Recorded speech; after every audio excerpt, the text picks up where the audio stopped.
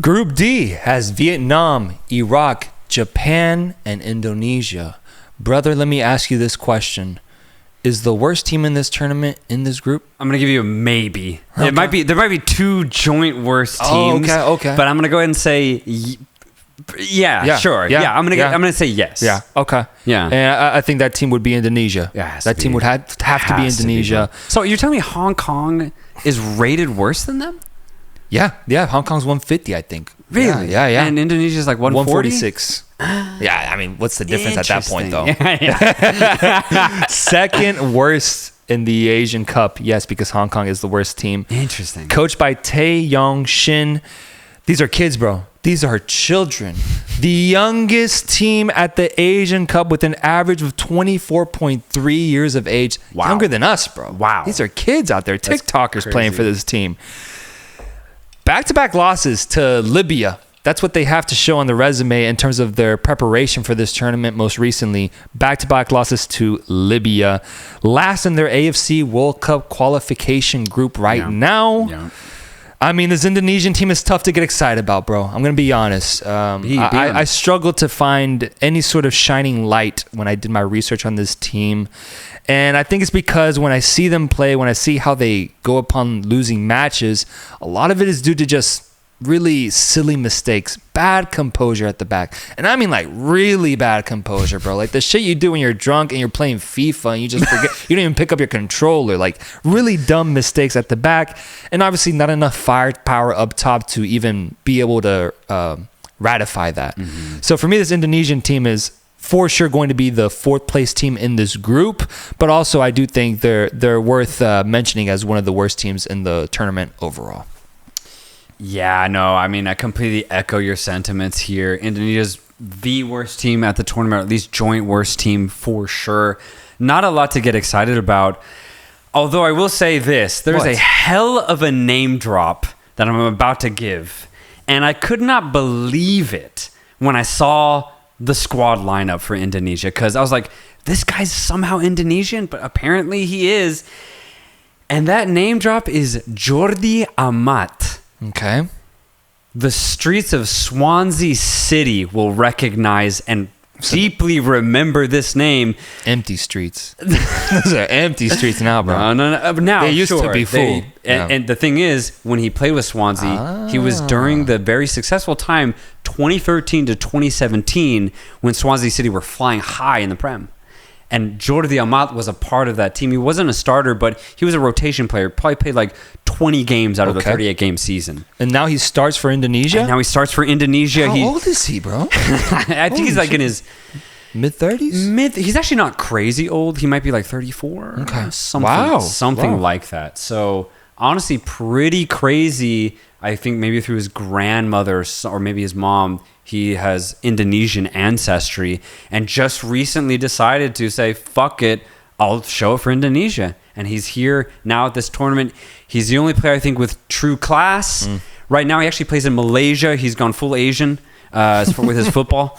So let's see how Indonesia do. But overall, I just think they're going to have a very tough time. Yeah. Would you agree with me in saying that when it comes to this group specifically, every single position I think is pretty well defined? Yeah, so Vietnam in third. Yeah, I think pretty obviously too, man. Like it's their role to have, it's their spot to give. Like that's them. They are third place. They are third place in this group, man. Yeah. And maybe they qualify through the round 16 because 4 out of 6 third place teams get through. But for sure. Vietnam ranked 94th in FIFA rankings right now, coached by Philippe Troussier, the Frenchman, and they reached the quarterfinals of this tournament in 2019 most recently, only losing to Japan 1-0. Yeah, crazy. Second currently in AFC World Cup qualification, so that's not too terrible. Obviously, it's very early right now in the AFC qualification system, so a lot of football left to be played.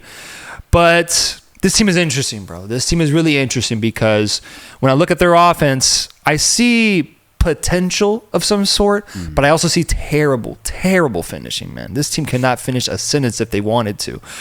Leaky defense, but what I will give to them is that they're very unafraid. These guys go out there, bro, and you can just sense that feistiness, that will to want to win.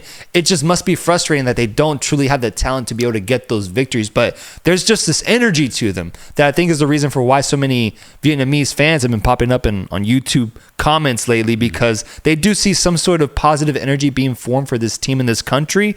I just don't think it's fully fleshed out in anything that is actually worth noting when it comes to a tournament such as this one, man. So I do see them getting third place, but I think there's something good to Vietnam in terms of what they're trying to do, what they're trying to represent, but I just don't think they'll be able to compete at a high level in this tournament. Yeah, I remember in 2019, it was my first introduction to Vietnamese football through this Asian Cup, and dude, they went off. Seriously. They had a super successful tournament, and they did it through very offensive football. It was, as you said, kind of fearless, just going forward. The thing is, though, is that I think they peaked in 2019. Had to be, man. Yeah. Had to be. And since then, I was so fascinated by the performance in 2019 that I followed them for the next 3 years up till the 2022 FIFA World Cup. And they found themselves at the final qualification for the World Cup, but unfortunately, they were in a group with Japan, Australia, and Saudi Arabia. So obviously, there's no way Vietnam are going to get in the top 3. And slowly but surely, after every single game, Vietnam just got a little worse and a little worse and a little worse.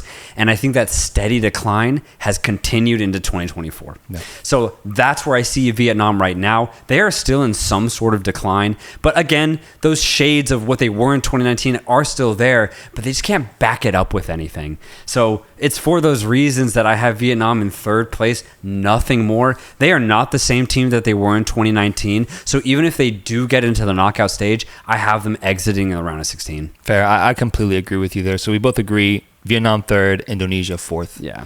In second place, we have Iraq. Iraq getting second place here. I'll pose you this question to start. Do you consider Iraq a dark horse contender? I thought about this for like a good 20 minutes because the logic in my mind was, okay, if I consider Uzbekistan a dark horse, and if Iraq are similarly not in the top 6, and Iraq are similarly the upper echelon of that second tier in Asian football, can I consider them to be the same as dark horses? When I look at their recent past performances, it's good, but when they play against slightly better opponents, they don't win as much as Uzbekistan. And it's for that, I cannot say they are a dark horse. I think they can make a run. Yeah. I won't be surprised if Iraq finish in second place, which they will, win a feisty round of 16 encounter, and then maybe like get really close to winning a quarterfinal. I won't be surprised by that because they have some excellent talent within the Iraqi league. Al-Quwa Al-Jawiya had a really good campaign in the AFC Champions League this year in a group with Sepahan and Al-Ittihad. They were really, really good, actually. Narrowly missed out. And Iraq themselves play very good, expansive, progressive football. But I just don't think they get the same results as Uzbekistan. They don't. And yeah, I think that's why I can't say they're dark horses. Yeah, I have a very similar sentence in my notes that says, not a title contender, but dark horse to make it deep. Right, not a dark horse to win the title, but one that could make could get a quarterfinal victory and find us on the semifinal, or at the very least be a very tough opponent for those elite sides in this Asian Cup tournament. Ranked number 63 in FIFA rankings, currently coached by Jesus Casas, the Spaniard, nearly qualified to the World Cup. I remember that. They nearly qualified to the 4th round playoff of the AFC region and heading into 2022, but they lost out by about like 3 points now. They're top of their qualifying group right now, and they have some notable players like Hamadi and Hussein up top. In the midfield, Bayesh, Rashid, Alamari in their midfield. And then the thing that stood out to me when I looked at their record was that, yes, they do find a way to, I guess, compete with really solid teams. Yeah. And on their day, they can possibly pull off a really exceptional result. They lost 1-0 to South Korea just yesterday in a friendly preparation for this tournament. They killed Indonesia recently. They tied Qatar, and they've experimented against Russia and Colombia, played close games, but ultimately they lost. That's the thing, though. Yeah. That's my whole point, is that when they need a win, when they needed a win in that final World Cup qualification cycle, they couldn't get it. And that's my whole point with Iraq. They're right there. I wonder then, do you see them, are they progressing upwards though, or are they just plateauing right now? Are they just the same team? Because we're talking about all these other teams as, either they're on a downfall or they're on a rise. Where's Iraq right now? Okay. I think I'll make a conclusion after this tournament. I don't know if I know enough about them. All I can say is right now, they do not win against the teams that they need to be winning against. And I'm going to say that trend continues. They have a chance to prove me wrong. And that sets up Group D to be topped by the one and only Japan. And I'll start off by just giving you a take. Okay. A Japanese-based take, and just see how you react. Japan has the potential to become the greatest team Asia has ever produced. This Japanese side has that potential becoming the greatest team that Asia has ever produced. Amen. When it came to doing my research, I wanted to leave Japan for the very last team to research because I wanted to get a sense of how big truly is that gap, right? I was looking at all these other teams. I was looking at Iran, South Korea. I was looking at Iraq, whoever it might be. And I just left Japan until the very end to just get a sense of where do they lie in comparison to the rest of their Asian counterparts. Bro, that gap is big, bro. It is massive. They're first right now in their World Cup group. 10 goals in 2 games. 5 goals in each of the last 3 matches. They've had friendlies in the past year against Uruguay, Colombia, Peru, Germany, Turkey, Canada, Tunisia. And they didn't lose a single one of those. Nope. They're one of the hottest and most informed teams in the world. They're the most successful team in this tournament with 4 titles to their name. Last time they won it was in 2011. They have the greatest accumulation of talent that any Asian squad can offer, with guys like Kubo, Mitoma, Tomiyasu, Ito, Don, Endo, Sugawara, Minamino, Morita, Nakamura, Maeda, Asano, and the list goes on, bro. I believe this Japanese team will get first place because of their ability to press and choke an opponent out, just like a snake that's trying to kill its prey would do. Their technical ability on the ball, paired with their insane momentum and potential that all these Japanese players currently have, to me, Japan is the team to beat at this tournament. They're the title favorites, and they have the potential, once again, to become and go on a rise so strong and so big that makes them the best Asian side we've ever seen heading into 2026. Wow, man. Good God. You got him in first, right? Oh, my God. Seriously, if you just kind of like take out the names of everything, it kind of sounded like you were describing like 2010 Spain or like 2014 Germany. Imagine they reached that height, bro. Yeah. That height would be... That's crazy. Because that, like, seriously, we'll go back and listen to this. That was an insane intro. The thing is, I agree with every single word that you just said. Japan are my title favorites. I have a lot of title contenders in this year's Asian Cup, but I have Japan ultimately lifting this title. But it's for all the reasons that you said, man. The amount of talent that they have in every single position, the way that they approach the game, I think it's leaps and bounds above any other team in this tournament. And there's some good teams, Iran, South Korea, and South Korea we're talking about in a little bit. But I think Japan just outdoes them in almost every category, whether it's first touch, off the dribble, off the pass, unity, chemistry within the midfield, combining with their wingers, combining with their number 9. I think Japan does it the best in every single category. When I compare them against any other Asian team in this tournament, I don't think they have a weakness in comparison.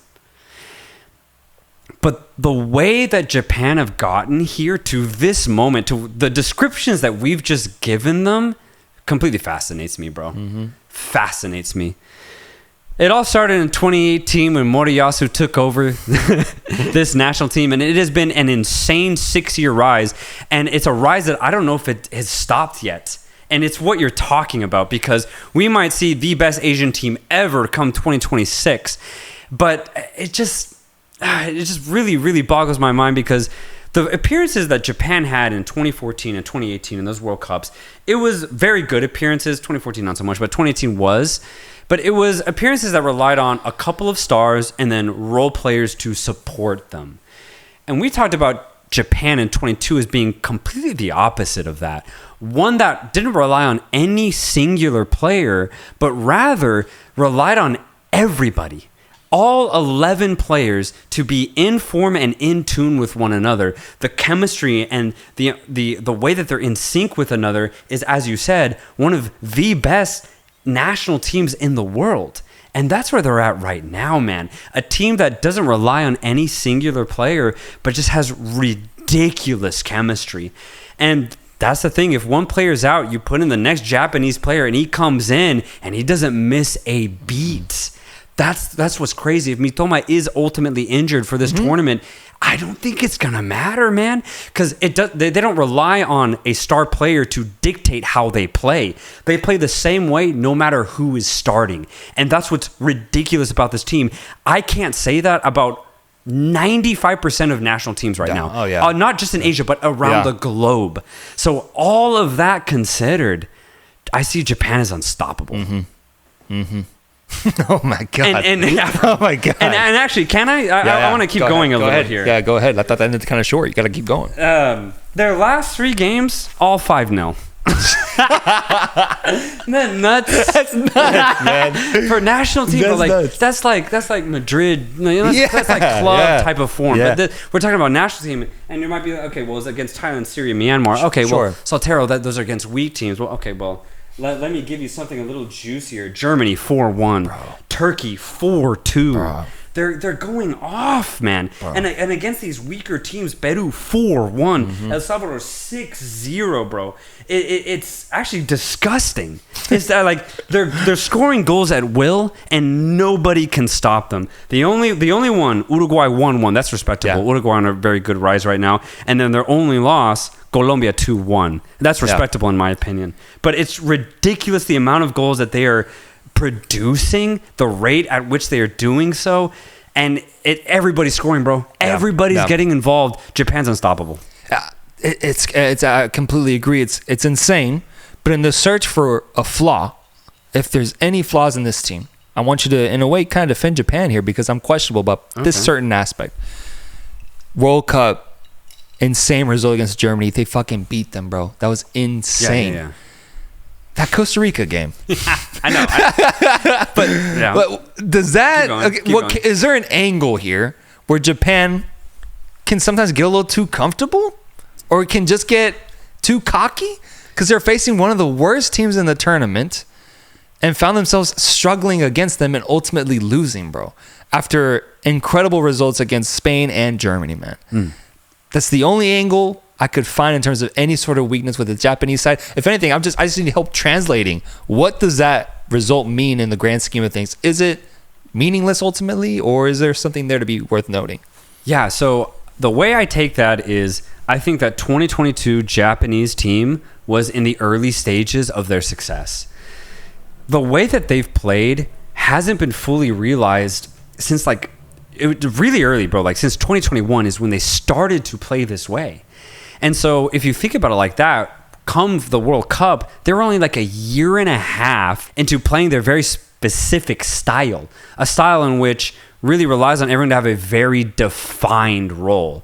So I just think it was early. If I take that same Japanese team now and pit them against Costa Rica in that exact same moment, I only expect them to win. I remember going into that World Cup, I was very high on Japan, but I was still very uncertain because, again, they were very early in how they were playing. But that's why I think this tournament is so important for Japan, because they can basically nullify that type of performance. They can prove to you and to me and to everybody who has that doubt that this team is continually evolving and only getting better.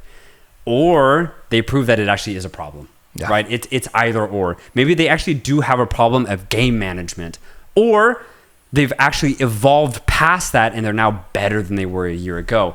I'm going to trend towards the idea that they are better and that they're actually getting even better. But yeah, that's where I'm at right now. Yeah. Because I just think, man, because everyone's talking about Japan the same way I think as we are. A lot of people are catching on. And they should.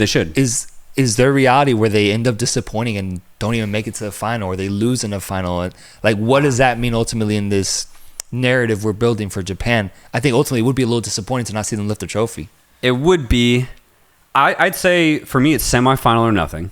They have to make the semis. If they don't, I'm calling it a complete failure. If they make the semifinals and they play against South Korea or Iran and lose, it'll depend on how they lose. If they lose in a crazy like shootout where it's just, 2-2, Iran get like a crazy goal win 3-2, then I just chalk that up to knockout football, baby. Yeah. You know what I'm talking about? Catching your drift? Yeah, and I don't mind that. I wouldn't mind that. So yeah, that's where I stand for Japan right now as far as expectation.